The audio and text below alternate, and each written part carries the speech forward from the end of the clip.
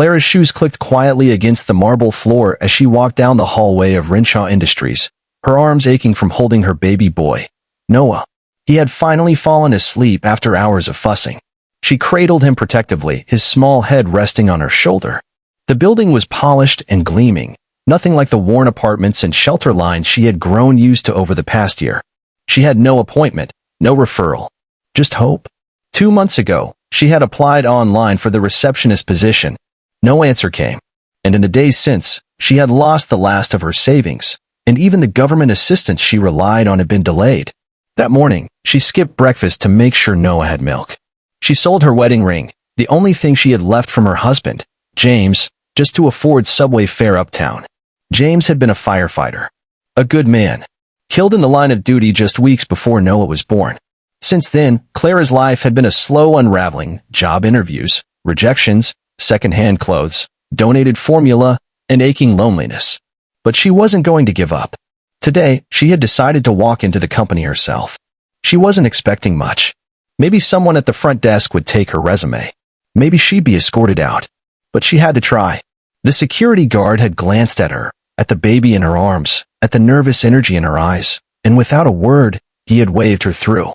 Now she stood alone in a silent hallway lined with gold-trimmed doors. The quiet was heavy, expensive. She was just about to turn around when she felt something shift. The small toy elephant, Noah's favorite, slipped from her bag and tumbled across the floor, rolling neatly under a frosted glass office door that said in silver letters, Ethan Renshaw, CEO. Her breath caught.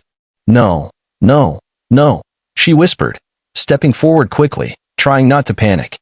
She was about to reach for the door handle when it opened. And there he was, Ethan Renshaw, the youngest self-made billionaire in the country. Ruthless in business, always in the headlines. A man with an empire and an expression carved from stone. He looked at her. He looked at the baby. Then at the toy elephant lying near his shoe. Clara backed up, flustered. I'm sorry, sir. My baby dropped his toy. I'll just... But Ethan stepped forward. He bent down slowly, with quiet purpose, picked up the toy, and looked at it. A well-loved, faded stuffed elephant with one ear fraying at the seam. Then he looked at Clara again, and something in his expression shifted. The sharpness melted just slightly. He stepped closer and gently handed the toy to the baby, who stirred in Clara's arms and gripped it tightly with a small, sleepy fist. Thank you, Clara whispered. But Ethan didn't move. Instead, he opened the door wider and said softly, Come in. She blinked. I'm not here for an appointment. I know, he said. But I think I'd like to hear why you came. Inside the office, everything was rich and quiet. Bookshelves lined the walls. There was a large desk, but no papers on it, only a picture frame turned face down. Clara sat on the edge of a leather chair, still holding Noah. I applied for a job here. A receptionist job. A while ago. I never heard back, she said quietly. But I had to try again. For him. Ethan didn't speak. He was looking at the baby, his jaw tightening. Clara continued. His name is Noah. His father. James. He died before Noah was born. Firefighter. Something shifted in Ethan's expression. My brother, he said quietly, was a firefighter. Died 4 years ago in a building collapse. Same city. Same unit. Maybe. Clara's eyes widened slightly. I didn't know. Ethan nodded. We weren't close. But I never got over it. A long pause settled between them. Then Clara reached into her envelope and pulled out a worn resume. I'm not asking for pity, she said. I'm a hard worker. I just need a chance. I can answer phones. File documents. I used to work front desk before my pregnancy. I can do it again. Ethan took the paper but didn't look at it. Instead, he asked, Why didn't you leave the toy? Most people would have just walked away. Clara shrugged. It's his favorite. He won't sleep without it. It was the last thing his father bought before her voice broke.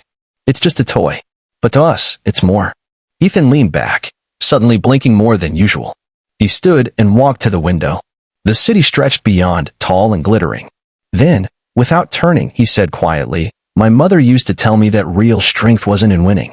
It was in not giving up, even when you have every reason to. He turned around. His eyes were glassy now.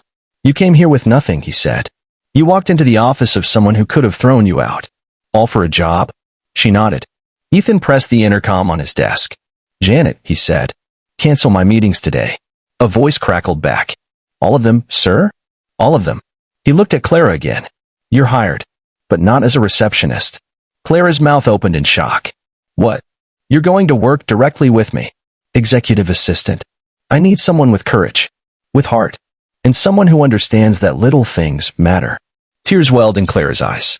I don't know what to say. He walked over, placed a business card in her hand. Say you'll show up Monday. And bring him, he said, nodding at the baby.